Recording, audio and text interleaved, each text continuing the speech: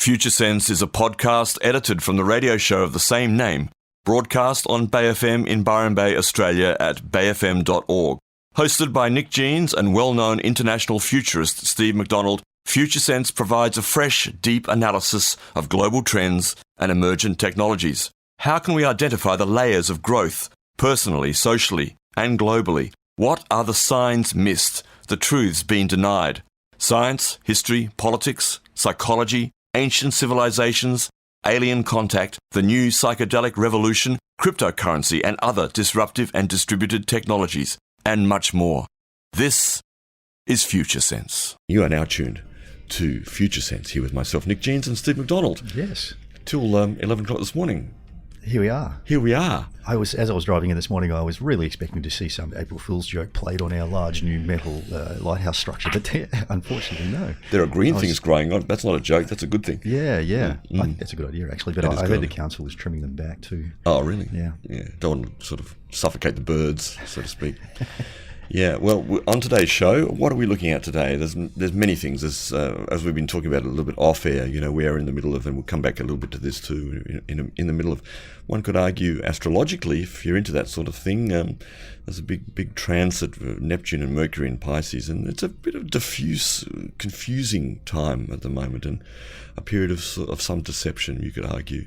Yeah, absolutely, and there's a big theme running through the paradigm shift with the collapse of our modern scientific industrial way of living, and the drivers of that particular paradigm getting more and more desperate to hang on to control, and it has a tendency to cast a false image and manipulate things to get what it wants, and that very much fits with the theme of this day, in fact. Indeed.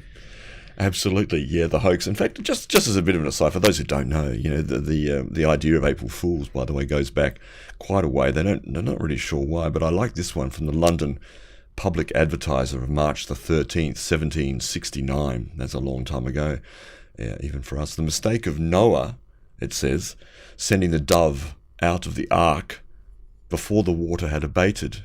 Perhaps this is a bit of a metaphor. On the first day of April.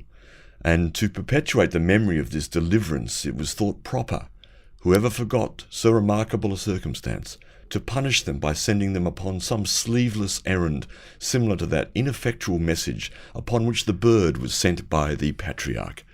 Meaning basically that this is how April Fool's comes about. So in Ireland, for example, it's traditional to entrust the victim, the April Fool, with an important letter to be given to a named person, and that person would then ask the victim to take it to someone else, and so on and so on. The letter, when finally opened, contained the words, "Send the fool further." So it's a bit like the political process itself. Just pass the buck, just send it on to somebody else, and eventually it'll disappear. We won't have to worry about that particular problem on the planet or whatever it might be.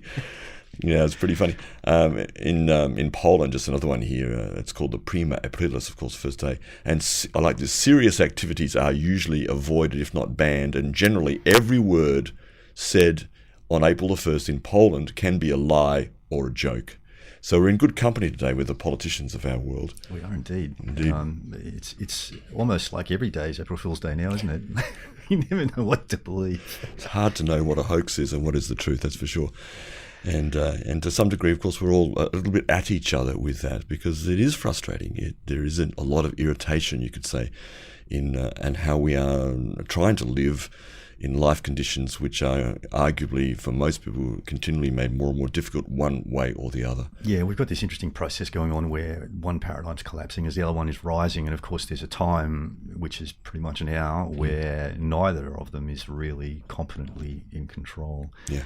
And so we're navigating the no man's land. It's like we've entered the fog of change. The fog of change. The fog of change. And, how do we navigate in the fog? I mean, if you think about that, when you're driving or you're walking through fog, really what you have to do is you have to sort of contract your attention and take notice of what's going on sort of close by, because you can't see. Yeah, you can't use the high beam, really. You have to use the normal beam, and even then you have to still focus as you said, very much in front of the car, just a little way ahead. That's right. Yeah. So good metaphor. And that's the sort of thing that's happening all around the world, because no one really knows what's coming down the track. They see reliable things falling apart, and the degradation of our political system, our economic system, and many, many other systems.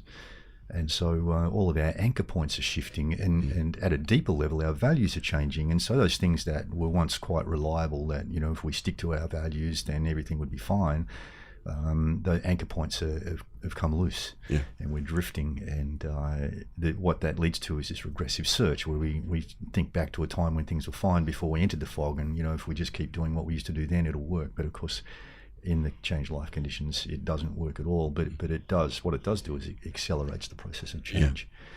And that's a hard thing to get a hold of, folks. And we here on this show, we'd like to encourage you, I guess, in my words here, to sit back and consider before assuming or making big decisions about anything. Really, have a good look at what really is true for you in this moment, in the miasm, if you will, in the flurry of media and noise that we are all subject to one degree or another here. And a lot of people like to avoid it, which is one strategy, but pretty well, if you're a fairly intelligent person, you probably also like to be engaged, but it's very easy to be confused and carried away with false flags, so to speak. It is, and while we can't see forward necessarily into the fog to see what's coming or see what we need to do to prepare for the future, what we can do is look at some things that are knowable, and those include an understanding of the change process and an understanding that its cyclic nature, and the fact that this contraction and regression is part of a spiraling cycle. And so it is heading somewhere, even though it feels like it, you know, we're sort of going backwards. In a sense, we actually are going backwards, but that regression and the search and the consideration of, you know, what are our values, how do our values need to change, is part of a trajectory, a roller coaster trajectory that's taking us down through this chaotic time, and we'll rise back out of that, as you know, because that is the trajectory of change. We can know that. And I think it's more important than ever to really understand this change trajectory and what we can expect to experience as we move along. Yeah, I'm thinking as you're driving through the fog, folks, one thing you can certainly do is tune into Bay FM right now, right here. Oh, you are? Hello. I love that. You're resonating right now on Future Sense with Steve McDonald and Nick Jeans. Yeah, you're tuned to Future Sense here. It's 9:16, and the sessions, the Polka Dot production sessions by Sister Mary, Saturday mornings, a great mystery train show, is fantastic. The first one went off wonderfully, and the second one in a magnificent house up there in Left Bank Road is going to be awesome. So check it out and turn up, please. Right. Well, we've got a lot to talk about today, and I guess that's part of the problem, is there is a lot of talk. And for those of us who are engaged with world issues, local issues, national issues both social, cultural, political, there is a lot of talk, there's a lot of noise. It's very difficult to determine what is actually real and where action actually gets done. So we're going to be looking at some of the things that actually we can do to navigate the confusing and certainly paradoxical state of the world at the moment, and the changes that we are facing. Indeed, and the economic forecaster Martin Armstrong, his computer algorithm has produced some interesting graphs about the collapse of confidence in government in particular, and he's got quite a complex program running in his predictive computer, and it maps a number of different cycles, and the cycles overlap, so it's not just like a consistent predictable curve that's changing, but it's the interaction of multiple cycles which are giving unusual peaks and troughs and changes in the cyclic nature of things. And one of the ways he's presenting that is in what he calls his economic confidence model. And I've got a graph here in front of me which shows a plot from 1970 through to 2084 of this pattern that he's identified. And as I always do, I take things like this and I look for other indicators from completely different, radically different sources that support the patterns they show. And one of the things that Armstrong himself has found is that his economic confidence model cycle coincides with solar cycles. And he's written a bit about that, and it does make sense because the climate has a big impact on human activity. And if you look back in history, you can see that during warm periods, There were times when people prospered, they travelled, economies boomed, and then during cold weather, everybody goes indoors, locks down, there's much less activity, and so the economic cycles do naturally conform.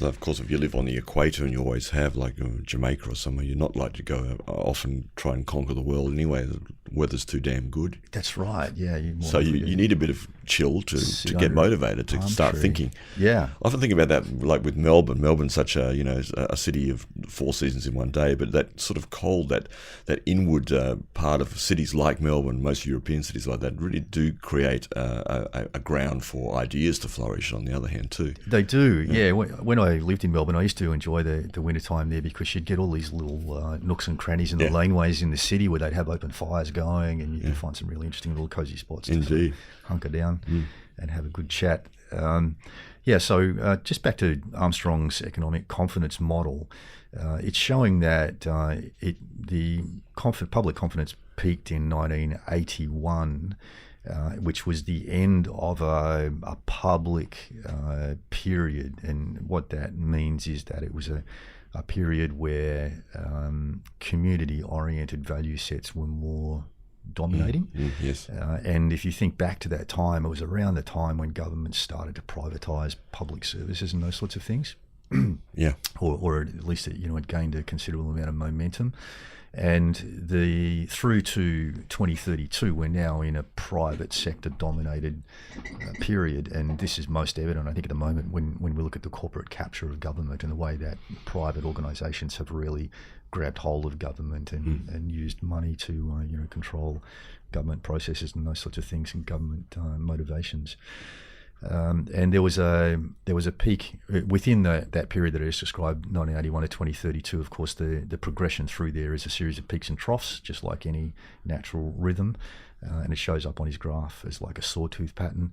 And there was a considerable downturn in public confidence towards the end of 2015.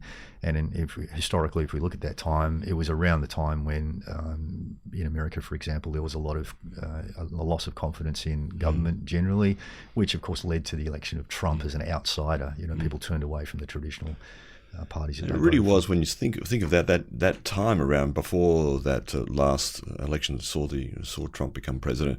It really was the beginning of the whole fake news idea. I don't remember the term fake news being used before that period. I may be slightly wrong, but it would seem suddenly that whole that oeuvre of bringing out hoax-like, false, deceptive, obfuscatory information from all directions actually has increased that private distrust, mistrust in governments and regulatory bodies around the world, generally speaking. Yeah, I think in terms of the old paradigm, the modern scientific industrial way, it's always had this public image thing happening. And so, for a long, long time, corporations have had public image consultants, and they've worked on their public image, and their public image has been, something they project to the outside world, while there's quite possibly something completely different going on inside the organisation. But the advent of social media and the internet generally has collapsed that image, because people both inside and outside the organisation, can communicate very easily. They can reach the world through social media, and so it's very, very hard to keep secrets. And the control of information was a fundamental strategy for the operation of the old paradigm. The control of what information you held close and what information you released is really what empowered you. And having more information than the other guy, of course, gave you the competitive advantage. And the central driver being success, that was of primary importance. And again, the social media thing, the capacity to communicate from anywhere to the whole world has just collapsed that whole power base. And this is a big part of the reason why the old paradigm is crumbling now. And generally, it's created much more complexity. There's a lot more considerations, a lot more perspectives on things, and it's much harder to treat the world as a poker game, as has been the way of the old paradigm. So when you can't hide your playing cards from everybody else, then it's very, very difficult to win the poker game. In fact, the game collapses, and that's what's happening right now. So hence the huge crackdown on whistleblowers. And organisations like WikiLeaks and poor old Julian. Poor old Julian. And I just should say, as an aside too, John Pilger, of course, will be here at the Cavanbar Centre for the Nagara Institute next week, April the 10th. And Pilger, of course, is actually a close friend and certainly a supporter of Julian Assange. And if you're going to that, I'm sure you'll be able to get the latest updated information on Assange's situation, which continues to be some kind of limbo that nobody really understands what's actually going on there. Perhaps Pilger will enlighten us a bit on that. Yeah, I think one of the most shocking things for me has just been the silence of the Australian government, how it's just like, they won't look at it. It's just they're pretending that it's not there. I mean, that's an interesting strategy, isn't it, for this layer of consciousness, 5 that we call it, orange, that silence is often the best, rather than propaganda or distorting the truth or just doublespeak. Just don't talk about stuff. And things just go away.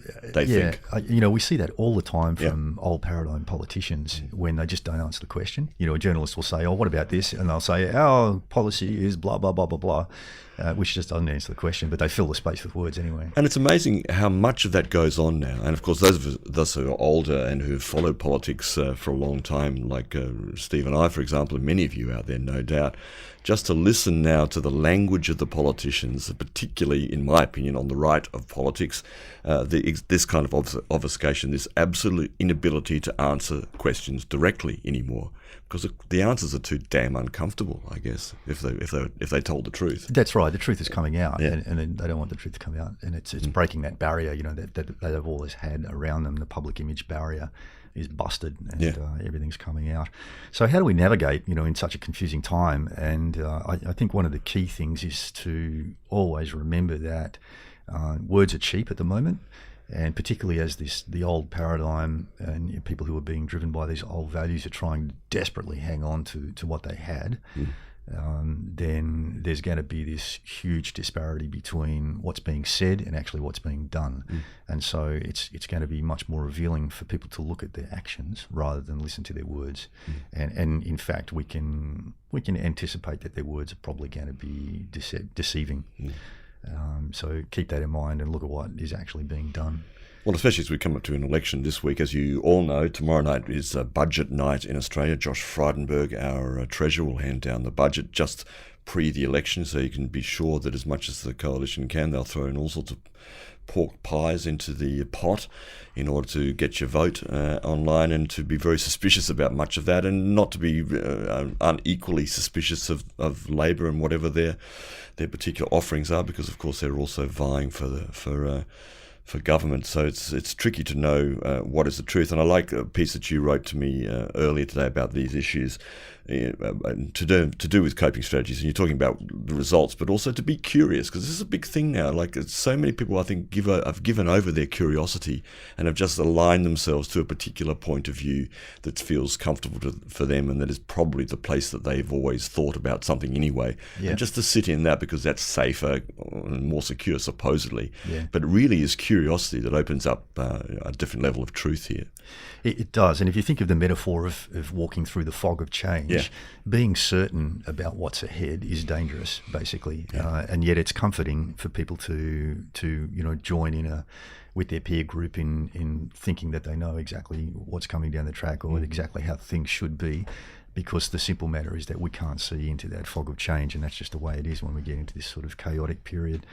And I think there are lots of really good current affairs examples at the moment of how information's being twisted, and fake news or false information wars are being used to try and maintain this grasp on power that the old paradigm has had, and that's slipping away. And just some really obvious examples from the news over the last week or so. I mean, the whole Trump was in cahoots with Russia, Mueller investigation thing, which has come out with a blank sheet, basically. Yeah, I mean, I must admit, even though I was never particularly aligned to that one way or the other, I did think in the sort of way that I suppose a leftish progressive thinker might think, that of course there was interference and we're going to find out, and then we can impeach Trump and so forth and so forth. And I know a lot of people who have been very disappointed by that finding. But actually, in effect, it's not that surprising, is it? It's not that surprising, and I never put any faith in that particular story simply because watching the current affairs, around the time that Trump was elected and what happened next, immediately the opposition in the US set about trying to pull him down.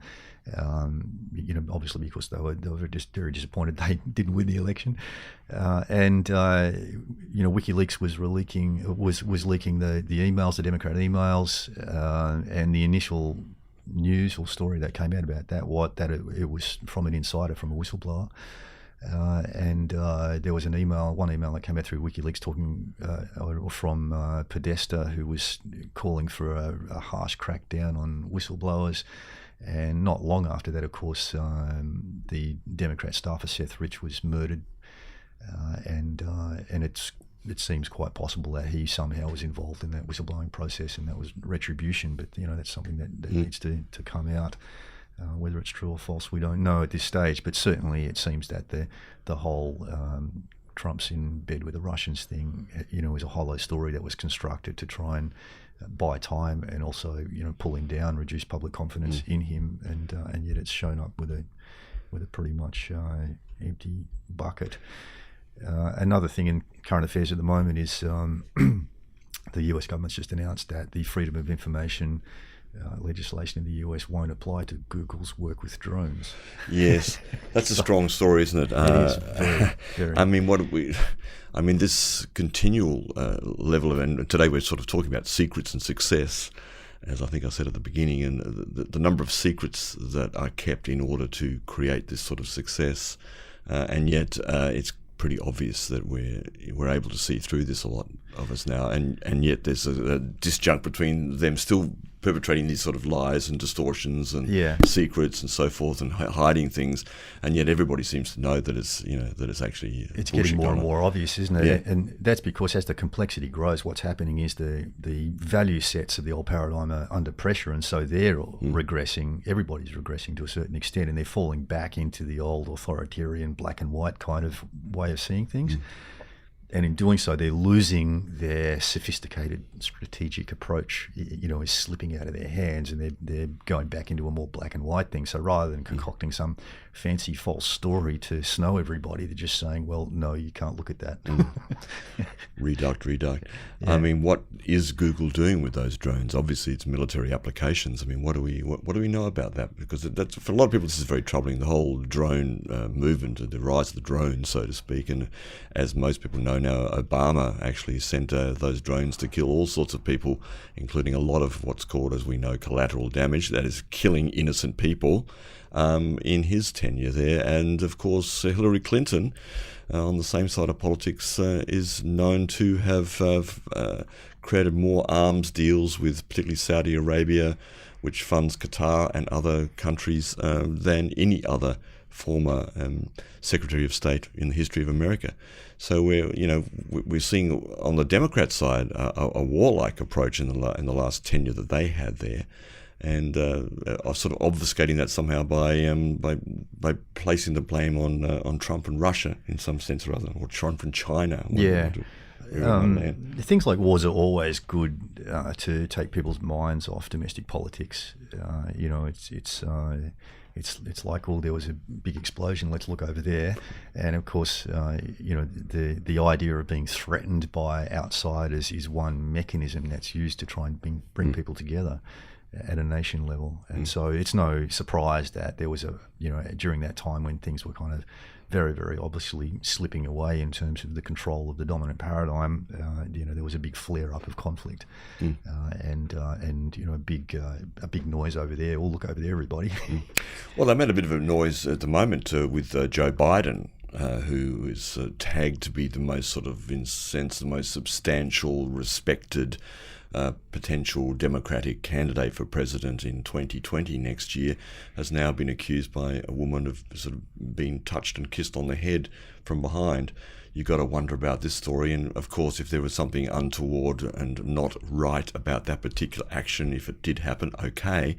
But basically, the woman who said that this happened is saying, well, he doesn't deserve to be president. And I heard that on radio this morning. I thought, well, goddamn, Trump's the president. He's got away with hundreds of these situations. I know. In fact, there's a long history of presidents getting away with stuff like that, I think, actually. Well, that's true.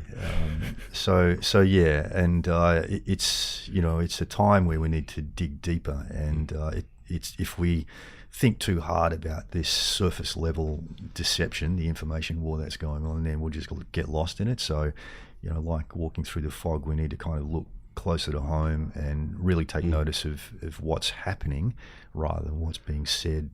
These deceptive nets that are being cast. Yes, well, you've also said in some of the texts that you sent me for today's show about coping strategies, also the term avoiding viral fear.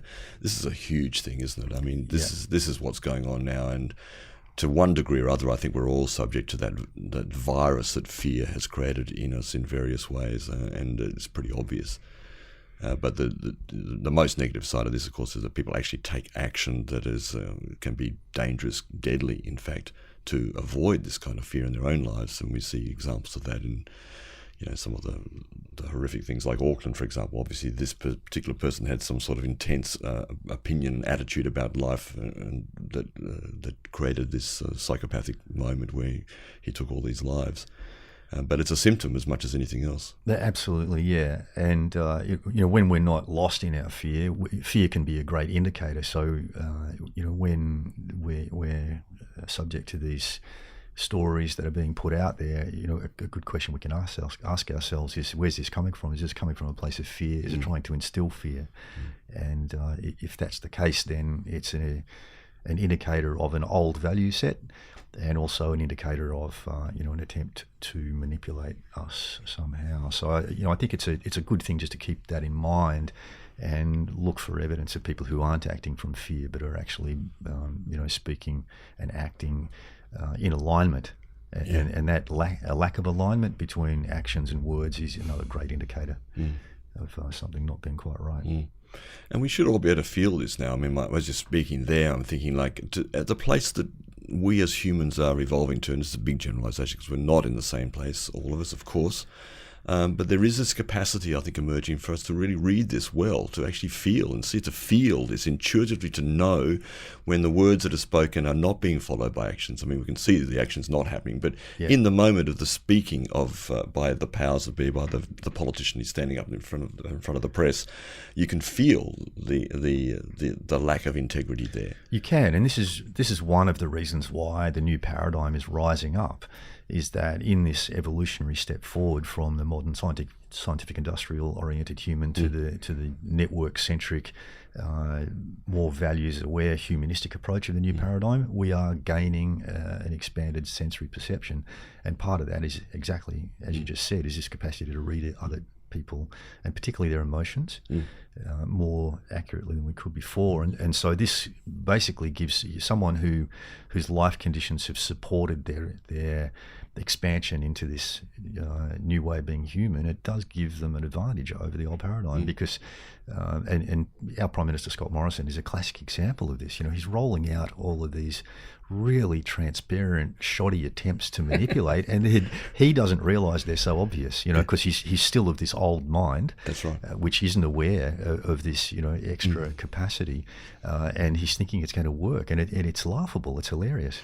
Which is very perfect for April the 1st, for April Fool's Day, because it is actually the fool, and the fool doesn't actually know he's the fool on one hand. On the other hand, of course, the fool in the tarot card, for example, the jester, is often the most enlightened person in the deck and the one who whispers in the ear of the king. But I don't think we're talking about ScoMo right here. No, I don't think so. No. God bless him. Yeah. As you would imagine. Although, I mean, there is some parallel to Trump here in that Trump has also got that naive kind of fool character about him, and at this time, the natural evolutionary flow is for the old paradigm to be collapsing, and so through acting as the fool, they are actually playing a constructive role in moving the old paradigm out of the way, in helping its collapse. Yeah, indeed. Oh dear, the things we do. You might remember this, folks. Have a listen to this.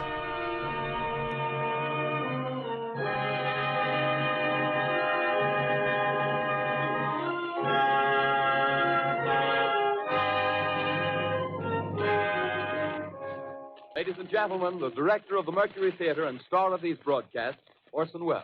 We know now that in the early years of the 20th century, this world was being watched closely by intelligences greater than man's, yet as mortal as his own.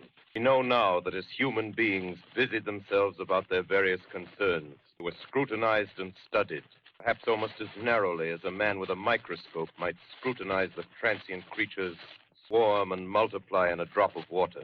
With infinite complacence, people went to and fro over the earth about their little affairs. Yes, as most of you would know, that's the original broadcast of the War of the Worlds, broadcast on October the 30th, Halloween, not April Fool's, in 1938, over the Columbia Broadcasting System radio network, and an episode that was of course, Orson Welles speaking there from the H.G. Wells novel, The War of the Worlds, from 1898, and the episode became famous for causing panic among its listening audience, though the scale of that panic is disputed as the program had relatively few listeners. But nevertheless, back then, I love this because I was thinking about April Fools and thinking about the hoaxes that have been perpetrated upon people, because on April Fool's Day, a lot of newspapers around the world, and radio stations and the like, do create sometimes quite elaborate hoaxes for April the 1st. But even though this was not an April 1st hoax, and it wasn't really a hoax, it was amazing how people back then, in the early days even of radio, a certain number of people believed that Mars was actually invading Earth, and it was pretty easy to convince people of that, it would seem. Yeah, interesting. That must have been a real key turning point in understanding the power of the media, I think, to manipulate public behaviour. I think so. Yeah, it's often cited as an example of just that. So yeah, I think that's right. Yeah, and right prior to World War II, of course, where propaganda became a huge thing. Yeah.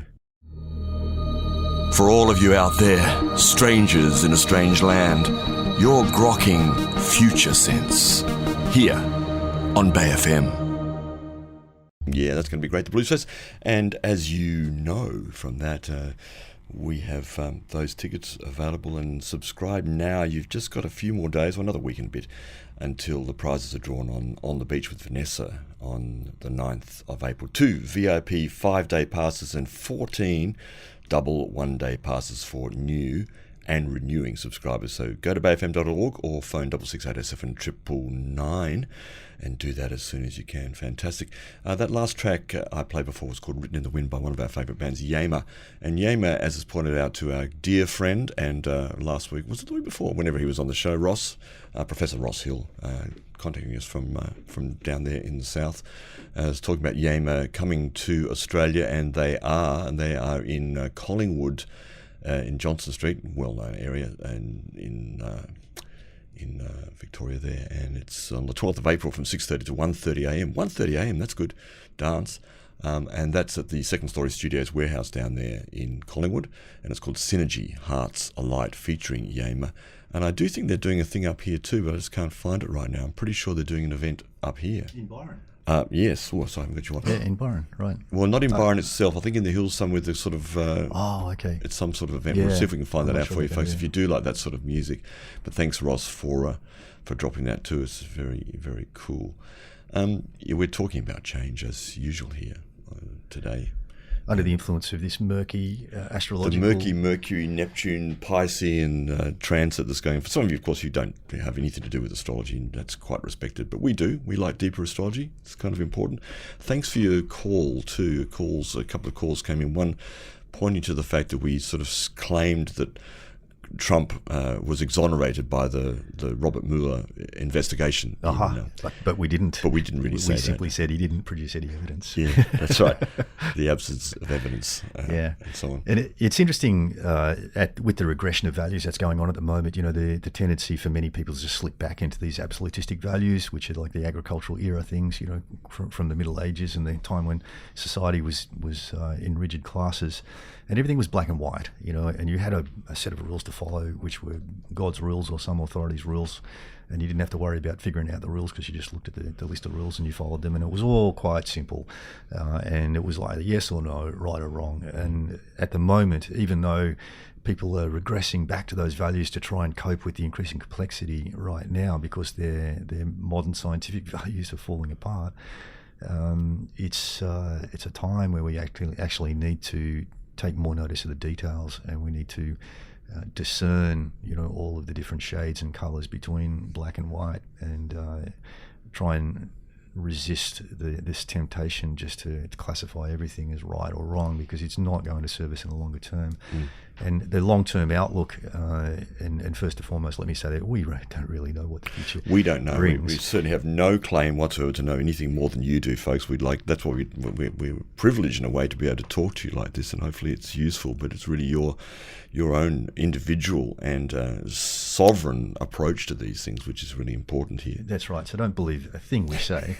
But what we do is we look at varied sources, and we look for small signs that are all pointing in a similar direction as some guidance to what might be happening. And our best guess, looking at all the small signs that we can see at the moment, is that around 2032 is going to be a time of very significant change. It's a coincidence of economic cycles, a shift between private dominance of the economic world and back to public dominance again. It's a turning point for the solar cycle. It may be a very significant time for the impact of climate change, most likely. And many things are going to be shifting around then, including human consciousness itself.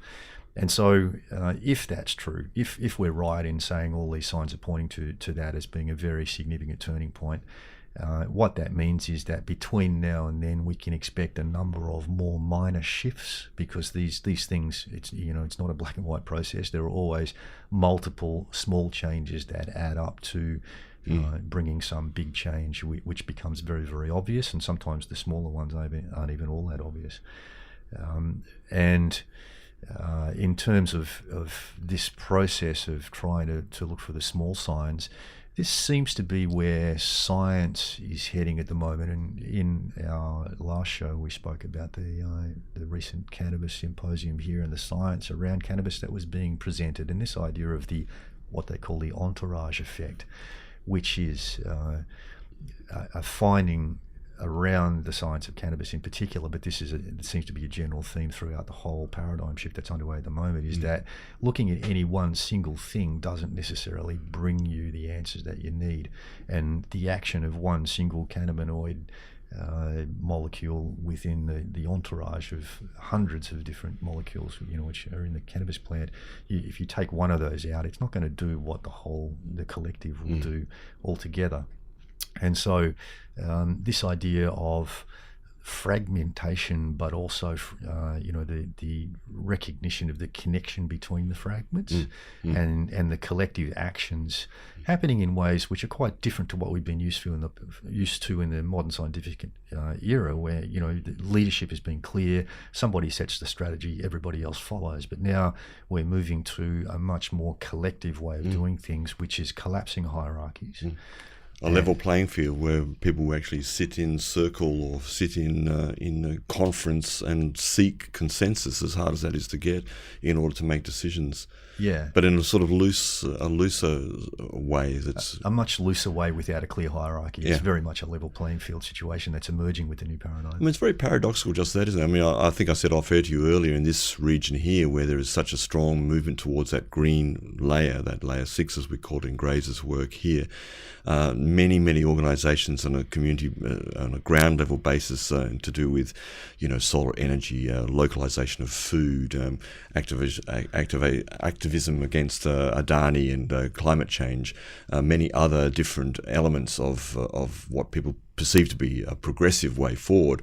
There's so many groups sort of everywhere, and in some ways the tendency is to want to coordinate them all and bring them all together under something, but that's kind of an old frame, isn't it? So you're talking about really a kind of different way of seeing that playing field of different actors. Yeah, it is an older frame, and what we're looking at here is the emergence of a collective intelligence. Yeah. That is not the intelligence of one or the other, but the collective intelligence of the connected whole. And often that can seem really vague and amorphous, but when it gets in sync, when the timing is right, it can be far more effective than the old paradigm, and we're seeing that emerging now. And what's happening here in this local area is a microcosm of the macrocosm. So the way that evolution unfolds is you get these small pockets of change where things are coming together in more complex ways and finding better ways of coping with life conditions. And they'll start as small bubbles, and then over time the bubbles will grow, and at a certain period halfway through the change, it'll look like these bubbles are all isolated little things doing their business differently, which is what you just described.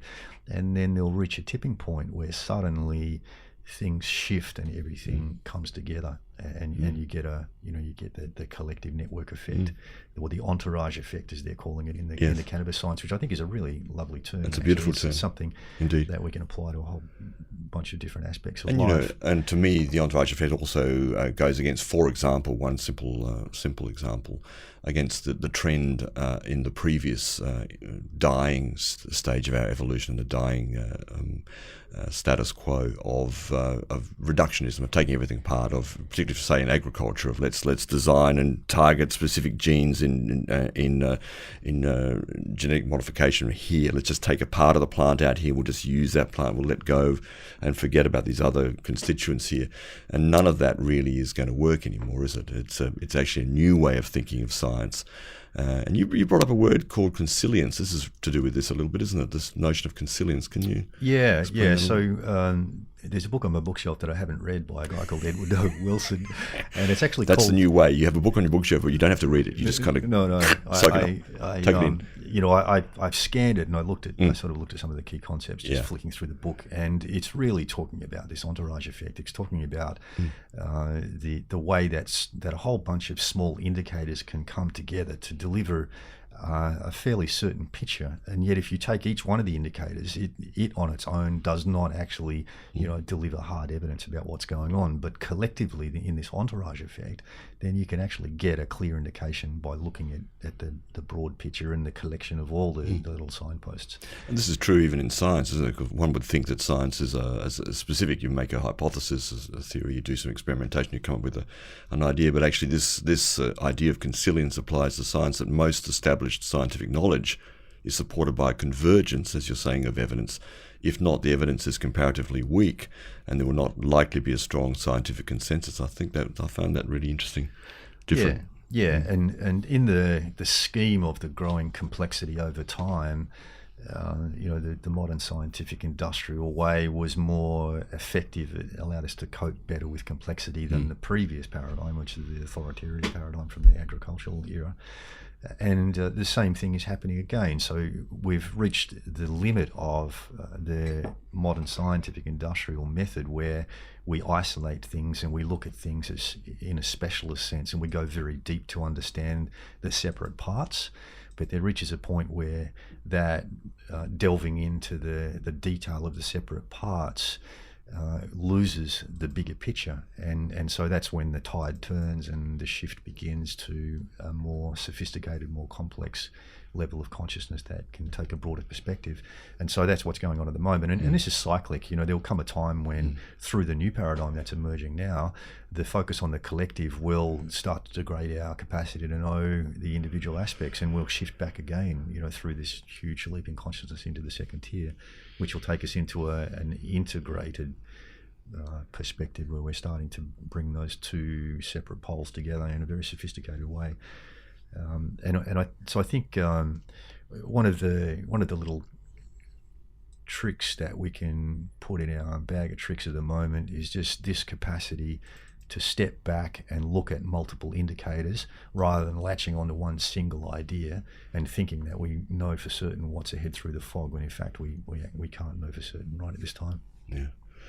Yes, you are tuned to Future Sense here with Steve McDonald and Nick Jeans. It's 9:58. We're actually going to be having the news at 10 o'clock. We didn't have it at 9 o'clock very shortly, so I'm just preparing that. But before we get there, a couple other things. Interesting, you're talking about the endocannabinoid system in terms of the entourage effect, which we talked about a lot in the last couple of weeks, having been at the fabulous medicinal cannabis symposium, both of us. But a little piece in Yahoo 7 News today or the other day, coffee actually affects the same system in the brain as cannabis. In fact, on the face of it, coffee doesn't have too much in common with cannabis. According to this, one jolts you awake, the other is known as dope for a reason. But the two substances actually affect the same neurotransmitters, according to a new study from Northwestern Medicine. The neurotransmitters related to the endocannabinoid system, the same ones that are affected by smoking cannabis, decreased after drinking 4 to 8 cups of coffee in a day. That's quite a bit of coffee. That's the opposite of what happens when people use cannabis, but fascinating that it's actually the same system that it plugs into in both cases. That's a bit of new information. Yeah, and you know what's interesting about that is that if you think back to the old rat race, corporate world where everything was about pushing things harder and working harder and staying awake to do more work for a longer period of time to be successful, then coffee was, a key substance then, a stimulant. And so now we're learning about this, how it acts and the cannabinoid system and the endocannabinoids, which are actually doing the opposite thing. It's like chill out, slow down. And we see the emergence socially of things like the slow food movement and good point, the slow medicine. Cannabis is being called slow medicine. It's medicine. interesting what you're saying, because it reminds me of the book which I can't remember the title of, by our friend Scott Taylor, who you also know, years ago, about dolphins and the like. But one of his theories, or it's not just his, was about the Enlightenment and the arrival in Europe of coffee, of chocolate, of tobacco, of sugar, and a few other things, I think, and also whale oil. That was the point. Whale oil to light the candles. So suddenly, in the Enlightenment period, in the coffee houses of England and Europe, people could stay up all night, drink their coffee and chocolate, smoke their cigarettes, and talk and think and have ideas. And so the stimulation occurred in that era, which kind of, his argument, sort of brought about the Enlightenment. Yes. And now, in a way, as you're saying, we're looking at a whole different set of substances, or whatever you wanted to call them, that actually enable a different kind of aspect of human consciousness to emerge. Yeah, or it reflects that, at least. And what always fascinates me is if you take a sort of a holographic effect and you look at these, little insights into the science of systems in the body, and we look at the larger social patterns and how things are changing, you can see similarities. There's a really constant theme there, which is about collectivity. It's about understanding the action of the entourage, the collective effect, network effects, and it's about slowing down and stepping back from this mad rat race and bailing out, reconnecting with the earth and grounding. That's a real strong general theme. Very good. You're tuned to Future Sense with Nick Jeans and Steve McDonald. Engage, emerge, activate, and spiral up. 10:07 here on Bay FM. You are tuned to Future Sense here with Nick Jeans and Steve McDonald. Weather for the Northern Rivers, partly cloudy today, slight chance of showers in the south this evening. Large and powerful surf conditions to be aware of today, hazardous along the coast for coastal activities. Temperatures 26 in Byron, Lismore, Ballina and Tweed Heads, 27 in Grafton. Tomorrow, about the same temperature, but showers coming back in, 90% chance of rain tomorrow. We mentioned the group Yama, who are coming to Australia, and just checking out, they're actually doing an event here on the 12th, 13th and 14th of April. It's called Celebrate Life, and you can go to social media events pages and check that out, or to ticketbooth.com.au for tickets. It looks like a whole program of everything, just about. Workshops on syntropic farming, which I've just had a good look at recently. Very interesting movement, that. And what is that? Well, syntropic farming is, there's a guy in Brazil whose name eludes me right now. I don't have it in front of me. I think it's Brazil, who's created a methodology of farming which is similar to permaculture. Oh, this is the forest-based thing? Forest-based okay. thing. I didn't know it by that name, but I've read about that. Yeah. Absolutely amazing. If you watch there's a little video, 16-minute video, which you can get on permaculture. I'll try and find it again. I did have it up here before. Actually, I have it here right now, as a matter of fact. So there's another great example of the entourage effect. Instead of monocropping, planting a great diversity of plants in a forest environment, and they all thrive. Yeah, permaculturenews.org. You can see this video. It's about 16 minutes long. It's called Life in Syntropy, and it is about this particular methodology, as Steve just saying, this syntropic methodology of using everything that's there. And essentially, basically, they just prune, whether you're growing vegetables or you're growing forest timbers, you prune excessively and just let everything drop to the ground, and eventually this creates its own microorganismic, organismic, worm-filled, bio-rich biome in the soil, which basically creates amazing results. Takes, of course, a few years to do that, but once it happens, everything just burgeons, and it's an amazing it's a very stimulating little documentary, and part of the future clearly of more localized, more natural, organic, and total holistic farming practices. Very interesting. Yeah. So that's some good news, and I think we'll sort of turn to good news now. But before we do, I just want to summarise what we've been talking about so far, and that is that the strategy of the old paradigm in trying to hang on to power is taking its efforts to the limit in terms of trying to spin the news, flood us with false information, distract us from what's really going on, maintain this barrier between what they're up to and what we can see. But just in the natural order of things, it's collapsing anyway because of the increasing visibility, the changing values of people inside some of these old paradigm organisations who are blowing the whistle and that sort of stuff. But we are in for much more of this, and there's going to be some, I am predicting there's going to be some huge revelations in the next decade or so, leading up to what could be a very significant tipping point across to the dominance of the new paradigm around 2032. But between now and then, there's going to be more collapse, and we're going to discover hidden agendas that we just haven't been able to see yet. And there are many that we could talk about off the cuff, like the pharmaceutical industry, for example. And there's a consistent theme which is driven by the values of the old paradigm, which is about personal success. It's about people wanting to succeed, and usually that involves amassing a large amount of money through business ventures and centralized business ventures at that. And so we're seeing the truth coming out around, for example, Purdue Farmers. He's in the news at the moment. Yes, a couple of that's right. Just reaches a $270 million settlement over opioid crises. We were going to talk about opioids today, but we'll just mention it briefly because it is a big story. This is in the ABC a couple of days ago. It is, and it's a good example of a hidden agenda being uncovered, where they've figured out, okay, we've got this pain-killing medication and it's actually addictive, and if we sell it, then people are going to keep buying it, which is the key strategy of the pharmaceutical industry is you don't want to cure people, because if you cure them you lose a customer, right? And that cuts your income. So if you can just keep everybody on your pills and have to keep taking your pills, then that's the best way to reach ultimate success. And that's a classic example of an old paradigm hidden strategy, a hidden agenda, which really isn't serving the greater good. And there's going to be more of that. Where we'll see probably across all industries revelations like that coming out throughout the next decade or so, and some of it I think is going to be shocking to the general public, and it's going to send shockwaves around the world that, oh my God, look what's been happening, we didn't know about it.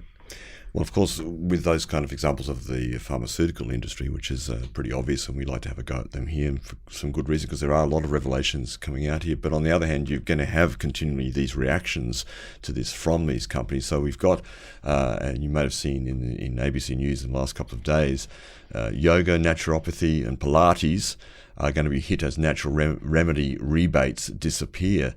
So if you are among the 80% of Australians using natural medicines and treatments such as naturopathy, yoga, Pilates, etc. to improve your health, prepare for a shock. From today, 16 natural therapies will no longer receive private health rebates, and the remove is supposedly designed to push down private health premiums. Yeah, sure. But experts admit it will have a minimal effect. So this is an interesting. I mean, we're going to get this too. We're going to get the revelations from the powers that be, from the big companies, the pharmaceuticals, all those sort of the bad boys and girls that we like to name in terms of bad practice and so forth. But you're going to get the reaction from the regulatory bodies, from government, that actually is going against the trend, and the trend is towards natural therapies, and that's part of the movement, isn't it? And yet you get this resistance to it. As they get more desperate, though, their values are actually regressing back to absolutistic values, and so their capacity to craft a very effective cover story for their hidden agenda is degrading into this black and white, simple, well, this is what we're going to do. And in doing so, it just becomes more and more obvious. So and this is this is the natural flow of evolution. I mean, it's very sort of tempting to take sides and say good boys, bad boys, right? From new paradigm, old paradigm. But in fact, it's just a natural evolutionary process. And, we've all been there. We've all, most of us who are old enough have lived through the old paradigm. We've had old paradigm values previously in life. And now, we're shifting and changing, and so is the dominant global paradigm. And it's the natural order of things. And none of these paradigms are, in essence, good or bad. That's simply a perspective, that is taken by somebody according to where they're sitting versus where the old paradigm sits. And at the time that they emerged, every paradigm throughout history has been the perfect solution to our old problems. And every paradigm has solved the old problems, but then progressed to create new problems that can only be solved in turn by the next paradigm. And that is the natural order of things. And it's, in a way, it's more supportive of the emerging paradigm to sort of sit back and not be too judgmental about it and accept that, okay, this is just the way things are changing, it's a time to be coming together, to working together in community, rebuilding, local community and those sorts of things. Of course, that's going to be better.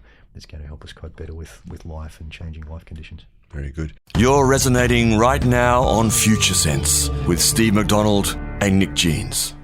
Here's a joke, you've probably already seen this. How many Brexiteers does it take to change a light bulb? One to promise a brighter future, and the rest to screw it up.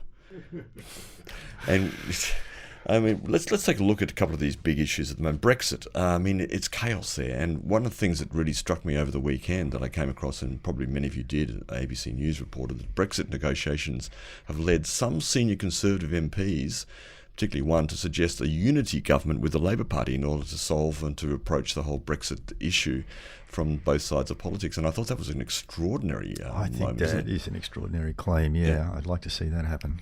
Yeah, well, it's, neither May nor Jeremy Corbyn are in particularly good favour over there in England. And my girlfriend is an English woman, and she takes a great deal of time to look at the situation over there, and has sort of thrown up her hands. And she says that some of her political British friends, people who are engaged politically over there, are actually talking about the overthrow of Parliament. And we started having a bit of a laugh over the weekend, if you will, about Guy Fawkes. Yeah. And the great film V for Vendetta, which you're probably familiar with, yes. which is based on the Guy Fawkes whole thing. But what's going on with Brexit? Because this is as I think you've said at some point, Steve. The EU, the European Union, was an early attempt to move from the orange layer 5, as we call it, yep. to green, to 6, and to some degree it's had some success, but clearly it hasn't really worked in full. Yeah, an early attempt at collective government across nation states. I think it started with all the best intentions, but because it was an early experiment, it was still very much subject to the influence of the old paradigm. And the nature of the old paradigm, in its drive for success, is to exploit whatever it can. And in various ways. Interested parties have exploited the collective of the EU and wanted to make money out of it, and it's all become very complex, and there hasn't been sufficient sort of scaffolding in the EU structure to hold it up, and it seems to be in the process of gradual collapse right now. And in generally, if we look at the emerging paradigm and this idea of the entourage effect and network effects and those sorts of things, it's not really suited to rigid structures. It operates much better with freedom and without hierarchy. And of course, within the EU, there was hierarchy. And hierarchical structures and some rigidity in terms of rule sets and those sorts of things, whereas the emerging paradigm works much more effectively if it's got freedom of action, if it doesn't feel like there's anybody in particular in charge. Groups can naturally come together that agree with each other about certain things and take collective action.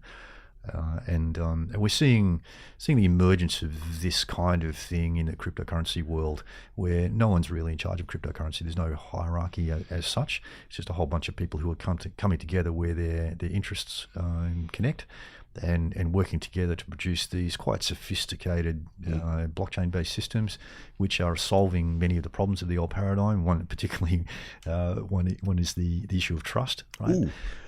Which is, so they're being constructed in such a way that they automatically work in a reliable way, and they at this stage anyway don't seem to be corruptible. I mean, this is a very uncomfortable position, though, for most people, isn't it? This notion of no leadership, in a sense, of no hierarchy, of not being told or led.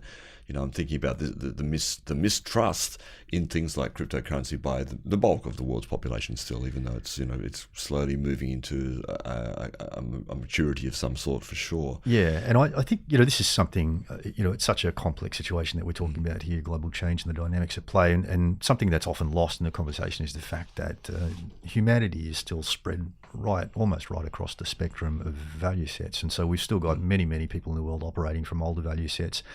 And that circumstance arises from the complexity of their life conditions. So whatever their life conditions demand in terms of the complexity of their perspective on life and their way of operating, that is what gives rise to the dominant worldview in each particular area around the world. And many people, I often sort of compare it to like a conga line. And while there are, people up the front of the conga line who are pushing into new paradigms, even beyond the global emerging paradigm, there are a whole bunch of people in the middle there who are still living life in relatively less complex sets of life conditions, and so they're still coping okay with some of the value sets that emerged much earlier in human history. And to them, of course, each value set has its own particular perspective on what's happening right now. And as you just said, a lot of people will look at these new emerging systems and say, "Whoa, I don't know about that. It's not the way we used to do things, around here." And so, while folks whose life conditions have brought them into this new paradigm early, ahead of the main body, of humanity, might be quite comfortable with these new complex systems that are much vaguer than our clear-cut hierarchies, and we know who's in charge, and we just wait to get the order from them, and we do, and all that kind of stuff. Yeah, it's very, very hard, and this complexity and this growing complexity, and the fact that we're seeing the emergence of one extra way, completely different way of being human that's being added to all the previous ways of being human, which are mostly still around, except arguably for the hunter-gatherer lifestyle. Everything else is still around. Still a lot of people living in traditional tribal ways in various places around the world. Still a lot of people living in countries where power is king, and you've got basically the world's a jungle. You've got to fight to survive. Still a lot of people living in authoritarian regimes, religiously dominated regimes. Absolutely, and many people living in the modern scientific industrial paradigm, and all of it is shifting. So the conga line is progressing. So there are lots and lots of paradigm shifts going on at the same time, and part of the reason why I don't talk about this too much on this show is it's too damn confusing, right? But it's self-empowering. As you're speaking, I'm thinking like, well, the opportunity here is for self-empowerment. Yes. The opportunity is for an individual to go, well, how do I make sense of it for me in this? How do I sit into this complexity? Exactly. And how do I allow myself to be open to a different way to approach what is actually happening in the world, what is happening to me, what is in my reality, and whether or not one thinks that certain powers outside have that much power over you, because that's what they claim, or whether you can actually go, well, there's power there, and I don't trust that power, and I have a certain feeling and understanding in myself. I'm investigating, I'm curious about my life, I'm curious about what's going on in my reality. How do I make sense of all of this? How do I find a pathway that works for me, that is actually true for me? Yeah, exactly. And from a second tier perspective, there are fractal aspects of all of this change. So if we talk about the whole world as being this collective conga line, within each one of us as individuals, we have different aspects of our personality which sit in different value sets. And we most often notice this when we change our life conditions. So we might go to work, for example, if you work in a corporate office, then it's very corporate. And, there's a hierarchy and there are different ways of doing things. And then you go home to a different set of life conditions and you ought not operate the same way. And for most people, it's a natural adjustment that they make and they don't even notice that they're adjusting their value sets and their motivations. And that's a really important point, isn't it? Behaviour. Yeah. So within each one of us, we have this collection. And as we know, the value sets are nested inside each other. So as we grow through and grow into more complex values, we still have all those other sets inside us, and we shift and change in day-to-day life as our life conditions demand. So it's not, in a way, each one of us is a microcosm of the entire world, and each one of us is also going through this value shift internally. And many of us, in the midst of the external change, are also struggling with our own internal change and coming to grips with different aspects of ourselves that might be conflicting. Yeah. And of course, as we look out to the politics of the world, it's very confusing when we're seeing people in other places in different places within themselves. And I'm thinking now of China. Many of us, the paradox of China exists for sure. And let's take an example. We sell a huge amount of coal to China. Coal is being burnt in China a lot, for example, and it would seem to be very important to our economy, so we are told that we sell coal to China, not just coal, but that's one of the things. And we sort of demonize China at times, some of us, for how dirty China is, and certainly a city like Beijing, I haven't been there myself, but one of the most polluted cities in the world. At the same time, on the other hand, China is making some pretty strident steps into a greener future. And an interesting piece in The Guardian just a couple of days ago in the city of Shenzhen, for example, all 16,000 buses in this fast-growing Chinese megacity called Shenzhen are now electric. And soon all 22,000 taxis in the same city will be electric. So I wonder about the change there, because clearly they're coming from an authoritarian regime. They still are authoritarian. They're moving into layer 5, into orange, into sort of socialist capitalism, if you will, whatever you want to call it. And at the same time, they are in some ways ahead of the game in terms of the green emerging economy, emerging level layer. Yeah. Now it's there's lots of complexity to unpack there. I mean, China has been through a Republican phase, which is it's a scientific industrial kind of a situation. In the early 1900s, they shifted to that, and up until the Communist Revolution, which took them back into the authoritarian kind of a setup. So, right there, you've got early waves of change which have been repressed by or suppressed by the emergence of older values again. And as a very, very rough generalization, it seems that the Eastern world, Eastern countries have a tendency to hang on to communal values more than individual values, and the opposite is true for the West, it seems. Yes. Certainly in recent history that's been the case. And so what we're seeing now, it appears, is that the West, and particularly the USA, has been globally dominant with individually oriented values from the scientific industrial paradigm, and now that's collapsing and we're seeing China rise up. But some of the there's a lot of complexity in which values are driving what they're doing and what they're actually doing, and there are questions to be asked around.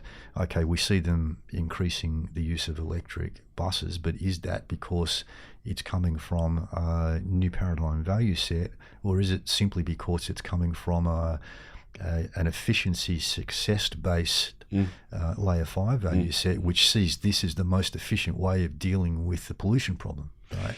And that sort of points out the precarious nature of trying to put human values onto material things, because you actually can't do that. Although people do it all the time. People say, this is bad, that's bad, drugs are bad. But in fact, these things have no moral aspect to them whatsoever. The morality arises from the human employment of them as tools, or for whatever reason. Yeah. But we do this all the time. It's part of human nature, and obviously it's also tied to certain value sets. This wanting to put our own moral values onto material things and say this is good, that's bad. Yes.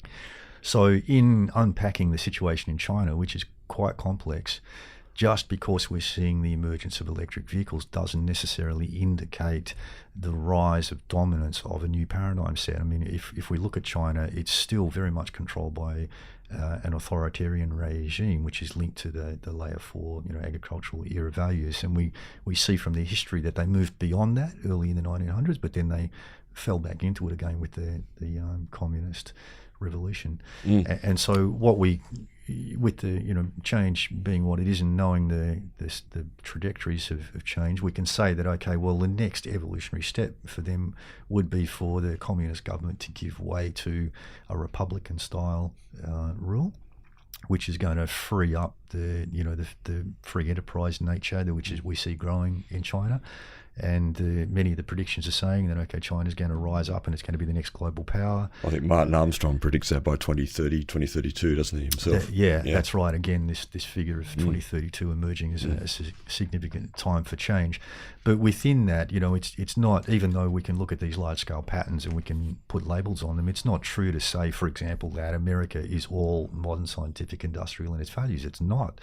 These value sets are always layered, and so there's a very huge part of America which still sticks to the absolutistic, religious style values, and the previous value sets also. So while it's essential to kind of simplify things, to explore these ideas of human value sets and how they impact our behavior and how they, dominate what's going on, in the simplification, we have to always remember that it is a simplification. And in fact, if we want to dig down deep, the actual real circumstances are much more complex, and they're nested layers upon layers upon layers of different values, which are all interacting to provide an entourage effect.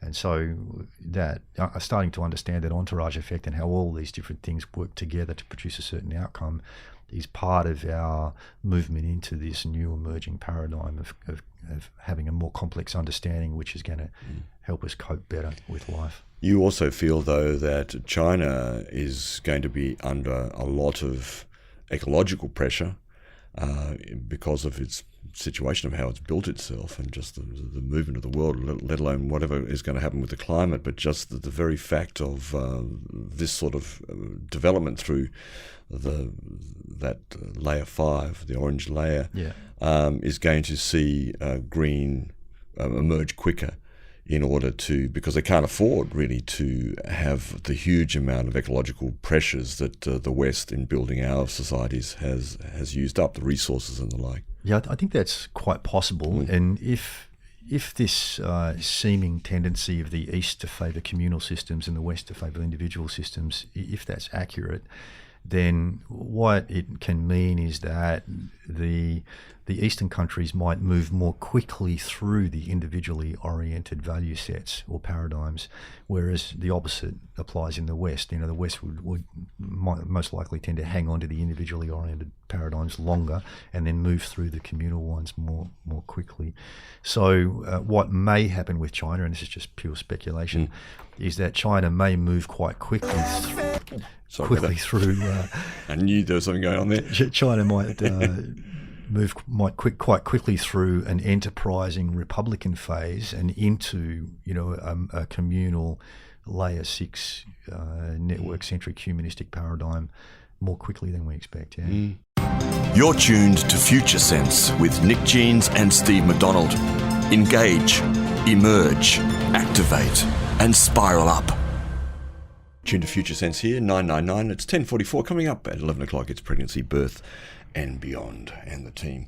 Thanks for your texts. A few texts here. I'll just mention a couple of them. Someone said it regards the electric buses in China. Wouldn't it be coal-fired stations that would produce the electricity to charge the buses in China? Probably true, but at least they're not emitting further crap out of their exhaust power pipes. I did see a photograph recently of a very large solar farm in China which had been constructed in the shape of a panda bear. It's true. I believe you. It's true. Of course. Another text from Peter Morgan. Fractally speaking, there will be much collapse at the local level. Greed, selfishness, individualism in Byron Shire is also necessarily unsustainable. Thanks, guys. All the best. Yes, well, nothing's going to escape the changes that need to happen, that's for sure.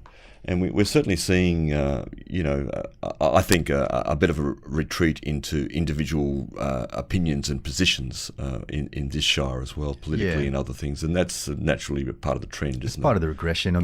Considering this area, like a number of areas around the world, has been an early adopter of the new paradigm communal values. Yeah, so during the pressure of change, we ought to see a regression into individualistic thinking, Let's look at some of the positive approaches. Yeah, so getting back to this analogy of being in the fog of change, it's really directing us to look closer to ourselves. And so this is a very strong theme of the emerging paradigm, is thinking closer to home and acting closer to home.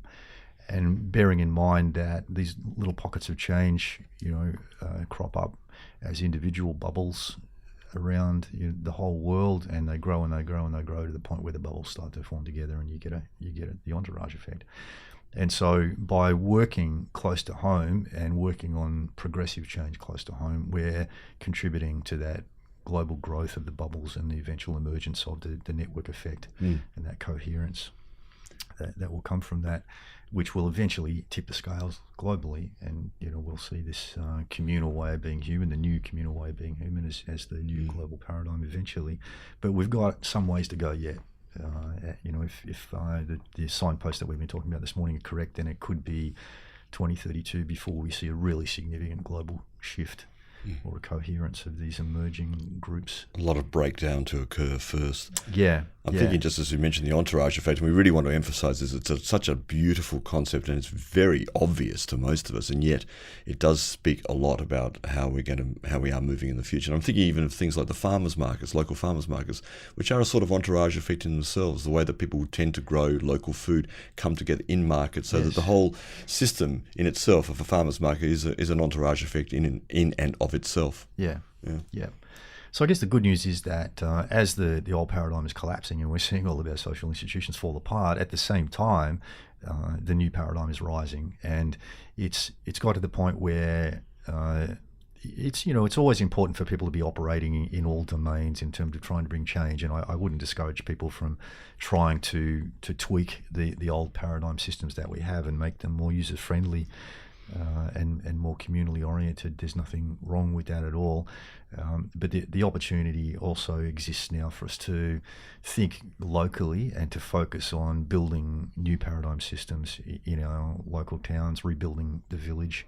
I think that's a very, very strong concept at the moment, reoccupying the local villages and improving local resourcing. We will see, and there's already a strong emerging theme of relocalization of everything according to the new paradigm, and people want that. People want to know that their food was grown under the right circumstances and it's not contaminated with pesticides and those sorts of things. And one of the best ways to know that is to know the local people who grow your food locally, and to get your organic food locally and those sorts of things. And so I'd encourage people not to get distracted by the wider chaos which is being portrayed, sometimes accurately, sometimes quite inaccurately in the media, and think closer to home and act closer to home and start building this new world, in your local area. And if everybody does that, and everybody will be naturally drawn to do it eventually anyway as they change personally, then it's going to add to this collective effect globally. We're going to see big turning points where things really shift in significant ways. Thanks for your input here. A couple of little things have come in, and I heard this on the news this morning too, in terms of some of the changes that are necessary. And we're not talking specifically about climate change today, but I think it's interesting that Labor is going to ban the use of Kyoto credits to meet Australia's Paris climate commitments, in a key decision that opens up a gulf between Scott Morrison and opposition leader Bill Shorten on the environment, just weeks out from the federal election. That's a rather interesting one, that one. it is a kind of reconfiguration, a bit more honesty in that particular equation, whether we agree with the direction it's going in. But I can feel a sort of a tendency, I think, in the Labour left in this country, and generally speaking on the left, to start becoming a little bit more honest and a little bit more authentic and have a bit more integrity within their own structure themselves. Whether or not their policies are right or not, that's another question. But to actually say, well, no, we're not going to do this. That's an easy way out. Let's take a slightly harder route. Yeah. And I think that's a kind of key moment going on right now. It is, and as I've been saying, we ought to expect the uncovering of further hidden agendas in all aspects of life and all our social systems, and the whole climate discussion, I think, is simply another example of that. And I think there are going to be revelations in years to come, which will reveal that what we're being fed about climate change and climate trends and those sorts of things, and the science around them is not exactly as it seems, and there are hidden agendas at work there also. Yes, indeed. Another piece has just come. Thanks for our good friend and compatriot, and in fact on the team, absolutely, Professor Ross Hill down there in Melbourne, because he's sent us also a piece today, which nothing to do with what we're talking about, or is it? A Russian Tu-154M-ON, that's the NATO reporting name, reconnaissance plane has conducted a surveillance flight over US military facilities located on the west coast of the country, and actually have flown over the famous Area 51, a Russian reconnaissance flight. What are they looking for there? Are we going to see revelations regarding... Let's go out on a limb just for the last couple of minutes. Are we going to see revelations about UFOs? How do you feel about that? What do you reckon? Because it's an area where so many people are attached to, hoping that we're going to be saved from, and so on and so on. Or are we ready for them anyway? I don't think we're ready for them. I don't think you want to know what I really think. I'm not sure we're ready for that. But yes, I would say certainly yes. In my travels as a futurist around the world, I've met people that I know and trust who have inside perspectives on US government programs that aren't public knowledge and those sorts of things, and I think there's a lot to come out around that. I do think that I'm a true believer in the existence of life beyond planet Earth, and I think their presence is closer than many people suspect. And I do also think that generally planet Earth is a very early stage civilization in comparison to what else is out there in the big universal multiple universes. Hard not to have a large degree of hubris if we simply don't know of other existence of other species out there. If we're the only thing here, we're pretty damn good, aren't we? Look at us. If you've seen, see some of the images that are coming in, from Hubble and other sophisticated cameras that we have pointing to the sky at the moment, and the sheer number of galaxies and the number of planets that must be in those galaxies mean that mathematically, if you want to be just like a strict materialist or reductionist here and talk about mathematics, the mathematic probability of there not being life out there is astronomical. Pardon the pun. It's just simply statistically unbelievable that we're the only life forms here, and human nature is such that we will project our own nature onto what we think is out there, and so this is why we read so much about scary ETs and they're this and that and the other. But if you actually look at the descriptions, what they're really describing is human nature, not other nature. I wanted to point out on that subject about outside of our own solar system and beyond. There's a lovely Netflix program you might have come across. I mentioned to you, Steve, called One Strange Rock, which means the Earth. Yeah, I just watched the first episode of that recently. It's pretty interesting, isn't it? Some good stuff in it. Really, really good. Yeah, Will Smith is the host in it, but it features 8 astronauts who spent over 1,000 days in total between them out in space, on space stations or in rockets themselves, and looking at the whole history of the planet, geologically, socially, everything really, and its place in the solar system, its place in the cosmos. So it has a nice sort of philosophical dash, slightly spiritual aspect to it, but it's very scientific as well. It is, and really is looking at the big perspectives, the big cycles, which I think is really important that we start to look at those bigger perspectives now as much as we can. Absolutely, and I've got a keen interest in in the sort of movie making industry, largely because of my good friendship with our Texan elf, Mitch Schultz. Texan elf, he'll be here soon. And he will be. He's coming to visit, yeah. And, I think they've done some wonderful production work in that series, switching from the macro to the micro. Yes. The big off-planet pictures of Earth, and then they'll switch to some tiny plant busting out of the soil. Very, very good. Yeah, very good indeed. Mind-expanding. Any last words? We've got to finish up now. Time is up. Take care, folks. Take care. Beautiful. And, we'll be back next week. And don't forget, you can check out the podcast of this show on your favourite platform, particularly on iTunes. You can check us out on Twitter at Future. I always can't say it. Future Sense Show at Future Sense Show, and that will let you know when the podcasts are available. Usually 2 or 3 days after the show here, and edit it up. And we do take out the music and all the announcements and so forth, so you get the raw. That's right. Conversations. And, before you tune in again, check out the Entourage Effect. Take that for a test drive. See what you think. Good idea. Thanks, Steve. Cheers. Next week. Thanks, Nick. Bye. Yeah. You've been listening to Future Sense, a podcast edited from the radio show of the same name, broadcast on Bay FM in Byron Bay, Australia, at bayfm.org. Future Sense is available on iTunes and SoundCloud. The future is here now. It's just not evenly distributed.